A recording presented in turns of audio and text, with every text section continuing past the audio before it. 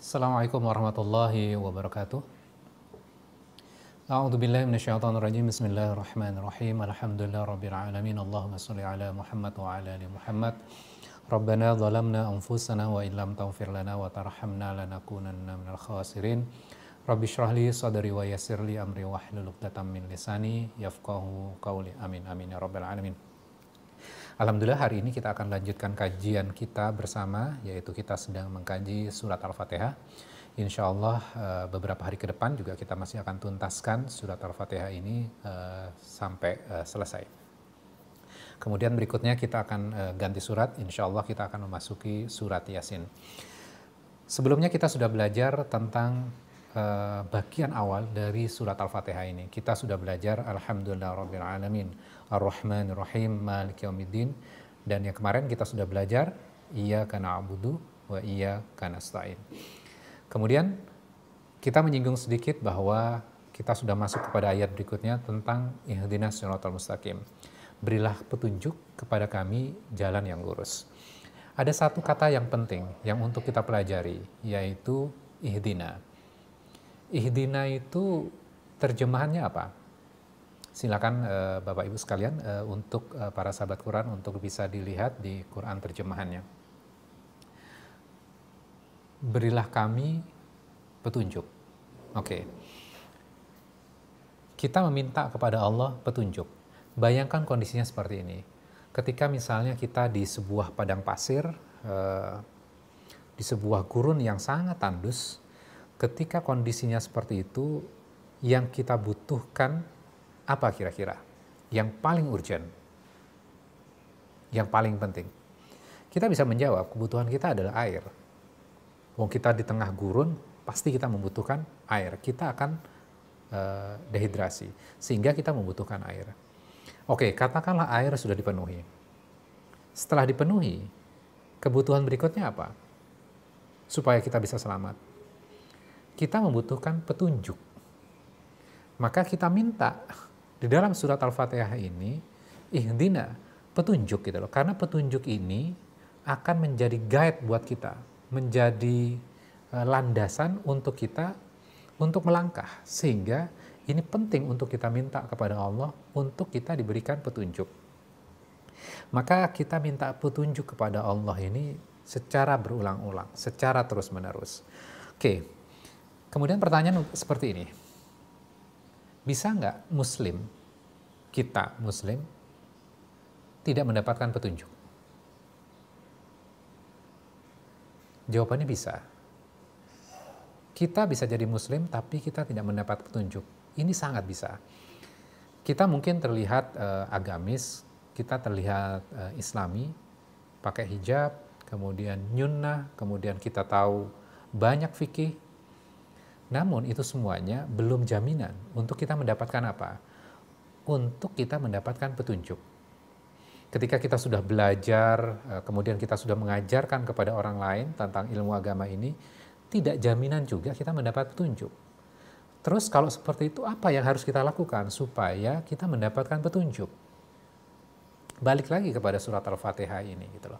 Supaya kita mendapatkan petunjuk, maka yang harus kita lakukan adalah kita benar-benar meminta kepada Allah, ihdinas shiratal mustaqim. Kita benar-benar meminta. Kondisinya adalah kita benar-benar menginginkan itu. Jadi bukan hanya ihdinas shiratal mustaqim, bukan seperti itu. Tapi kita menyertakan hati kita ketika kita meminta tersebut. Jadi bukan kita meminta, ya Allah berikan petunjuk, kalau enggak apa-apa. Bukan, ya Allah ihdinas shiratal mustaqim, berikan petunjuk kepada kami. Itu yang harusnya ada. Dan ini kita minta kepada Allah, minta petunjuk ini ketika kita sholat. Kan zikir terbaik itu kapan? Ketika kita sholat. Maka ketika kita sholat ini adalah zikir terbaik, kita benar-benar meminta kepada Allah untuk apa? Ihdinas shiratal mustaqim. Untuk kita diberikan petunjuk kepada jalan yang lurus. Kalau misalnya kita pada sebuah saat, sebuah waktu, kita tidak apresiasi petunjuk yang Allah berikan kepada kita, maka bisa jadi petunjuk itu Allah akan ambil gitu loh. Karena kita tidak mengapresiasi petunjuk itu gitu loh. Makanya kan kita minta dalam sholat kita gitu loh. Ya Allah, jangan sesatkan kami setelah Engkau memberikan petunjuk kepada kami. Oke. Kita masuk lebih detail lagi sekarang. Ilmu memang penting. Tapi belum jaminan orang yang memiliki ilmu memiliki petunjuk. Ini yang harus kita catat. Ketika kita memiliki ilmu misalnya, kemudian kita tahu ilmu ini, kemudian kita tahu ilmu itu, kita tahu fikih ini, kita tahu fikih itu, kita tahu tafsir ini, tafsir itu. Banyak pengetahuan yang kita miliki. Kemudian akhirnya kita melihat orang lain. Kemudian kita melihat orang lain, orang itu ilmunya masih cetek, ilmunya masih rendah. Dia tidak tahu tentang agama, dia tidak tahu tentang fikih. Tuh, lihat, sholatnya seperti itu. Kita merasa diri kita lebih hebat dibandingkan dia. Ini masuk kepada tahapan apa kalau seperti itu tahapannya? Kita masuk kepada apa? Kita masuk tahapan yaitu kita masuk kepada kesombongan. Jadi kita memiliki ilmu, tapi kita masuk dalam sebuah perangkap. Perangkapnya apa? Perangkapnya adalah kesombongan. Jadi harusnya ilmu itu menjadi petunjuk buat kita, namun ilmu kita membuat kita apa? Jauh dari petunjuk. Kita misguide gitu loh. Kita tidak mendapat petunjuk kalau seperti itu. Maka apa yang harus kita lakukan? Ketika kita memiliki ilmu, maka kita minta kepada Allah melalui surat Al-Fatihah ini, ya Allah, jadikan ilmuku ini menjadi petunjuk untukku. Sehingga ilmunya apa? Bermanfaat buat dia. Jadi ketika dia memiliki ilmu, dia tidak sombong. Dia memanfaatkan ilmunya untuk menambah amalnya. Jadi bukan sebaliknya. Kekayaan bisa nggak membuat kita jauh dari petunjuk? Bisa jadi. Kekayaan, jabatan, bisa jadi menjauhkan kita dari petunjuk. Jadi bisa kita pahami ketika kita membaca surat Al-Fatihah gitu loh. Kita tidak meminta rezeki memang. Kita tidak minta jodoh, kita tidak minta anak, kita tidak minta keluarga. Tapi hal yang esensial yang kita mintakan kepada Allah itu apa? Kita mintakan petunjuk kepada Allah. Ini adalah bagian pokok dalam kehidupan manusia. Kita membutuhkan yang namanya petunjuk. Kalau kita dapat rezeki, tapi kita tidak mendapat petunjuk, maka rezeki kita tidak akan memberikan manfaat. Jabatan kita gitu loh, kalau kita tidak mendapat petunjuk, maka kita tidak mendapat, akan tidak manfaat tuh. Sama dengan ilmu. Kita berpikir, wah saya sudah tahu tentang ilmu agama. Tapi ilmu agama itu membuat kita merasa lebih hebat dibandingkan kelompok yang lain. Maka jatuh pada kesombongan kan. Iblis juga sudah melakukan kesalahan yang sama. Kenapa kita harus mengulang kembali?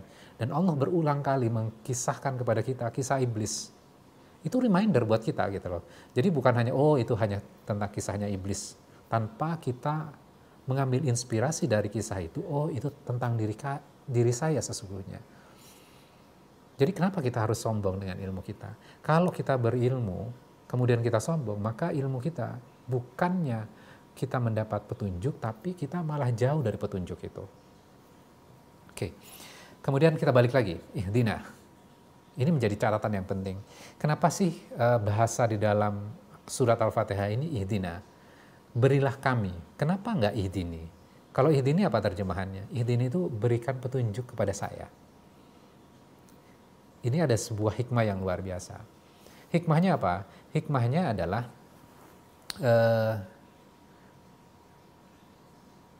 permintaan ini mengajarkan kepada kita untuk apa? Untuk supaya kita jangan egois. Kita minta kepada Allah, ya Allah berikanlah kami petunjuk. Kami berarti apa? Jama', banyak gitu loh. Jadi bisa jadi kepada saudara kita, orang tua kita, kepada tetangga kita, kepada teman kita, kepada sahabat kita. Bahkan bisa jadi juga kita mendoakan kepada orang-orang yang non-muslim. Supaya apa? Supaya mereka mendapatkan petunjuk. Sama dengan petunjuk yang kita minta untuk diri kita. Jadi doa ini mengajarkan kepada kita apa? Supaya kita tidak egois. Doa ini kan tidak mengajarkan kepada kita, ya Allah berikan petunjuk kepada saya saja. Orang lain jangan. Masukkan kami ke dalam surgamu, orang lain jangan. Kan tidak seperti itu. Konsep ihdina ini, kita mendoakan semuanya supaya mendapatkan petunjuk gitu loh. Jadi di sini kita diajarkan dalam doa ini, kita jangan egois. Itu. Oke, kemudian kita beranjak kepada ihdinas sirat. Kita akan belajar sirat. Sirat itu apa? Kalau kita lihat maknanya, sirat itu adalah jalan yang lurus, panjang, dan lebar. Jadi sirat itu jalan yang lurus, lebar, dan panjang. Konsekuensinya apa? Impact-nya apa gitu? Ketika sirat ini bentuknya seperti itu. Artinya bahwa jalan ini ketika lebar, maka jalan ini bisa dilalui oleh banyak orang sekaligus dalam waktu bersamaan. Karena lebar kan? Jadi orang bisa masuk trek ini bersamaan. Dan banyak orangnya. Artinya apa? Orang bisa mendapatkan petunjuk gitu loh. Ya bisa bareng-bareng, bisa rame gitu loh. Satu lagi, ketika jalannya panjang dan lurus, artinya apa? Bahwa orang ada yang kecepatannya tinggi, ada yang kecepatannya rendah. Ada yang biasa-biasa saja. Tapi semuanya dalam trek ini, dalam jalan ini gitu loh. Kan nggak ada masalah ya. Ada orang yang dari kecilnya dia alim, kemudian dia anaknya ustadz, anaknya kiai, yang punya pesantren, kemudian dididik dengan cara pesantren gitu loh. Dan dia kecepatannya tinggi. Oke, kemudian berikutnya apa? Ada orang yang dia dibesarkan di lingkungan yang tidak baik. Banyak kejahatan yang dilakukan dalam lingkungan itu, akhirnya dia tumbuh dengan lingkungan seperti itu, dan akhirnya apa? Dirinya menjadi bagian dari lingkungan itu. Kemudian melakukan kejahatan juga. Melakukan kemaksiatan, melakukan dosa. Kemudian pada suatu waktu, dia merasakan kekosongan pada dirinya. Kemudian akhirnya apa? Kemudian dia bertaubat kepada Allah. Saya pengen mencari agama. Sesuatu yang menenangkan buat saya. Akhirnya dia bertaubat. Bertaubat, kemudian dia belajar, datang ke masjid gitu loh.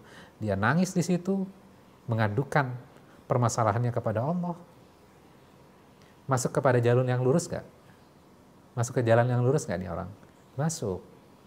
Orang yang tadi memiliki kecepatan yang tinggi, anaknya ustadz, dibesarkan di lingkungan pesantren, dia kecepatannya tinggi. Tapi ada orang-orang yang baru masuk ke dalam trek ini, jalur ini, sirat ini, dia baru masuk. Surat Al-Fatihahnya nggak sempurna. Tapi nggak ada masalah. Yang paling penting apa? Masuk ke dalam jalur yang lurus ini gitu loh. Jadi, kita juga tidak perlu meng-compare dengan orang lain. Kadang kan kita minder gitu loh, oh orang lain luar biasa ilmunya, sudah tahu ini, tahu itu, sedangkan kita kayaknya nggak tahu banyak gitu loh tentang agama ini gitu loh. Kita belum apa-apa. Jangan khawatir. Jangan khawatir. Kita jangan membandingkan dengan orang lain. Kita bandingkan terhadap apa? Terhadap diri kita yang kemarin. Apakah diri kita saat ini lebih baik dibandingkan kemarin? Itu yang perlu dilihat progresnya gitu loh. Sehingga apa? Kita nggak stressful gitu. Yang paling penting saya lebih baik. Bahwa orang lain menjadi motivasi kita, boleh.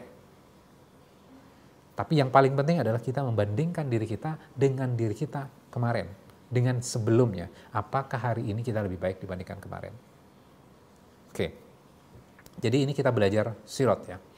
Sirat jalan yang lurus, lebar, dan panjang.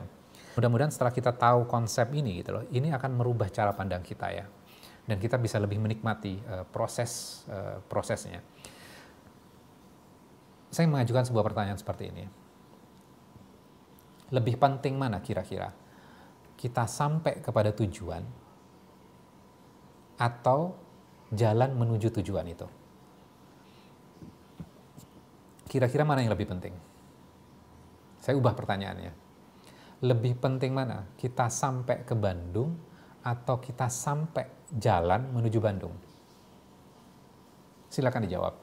Kira-kira menurut kita, mana yang lebih penting? Ini ada yang jawab, jalan. Yang lain gimana? Silakan di komen.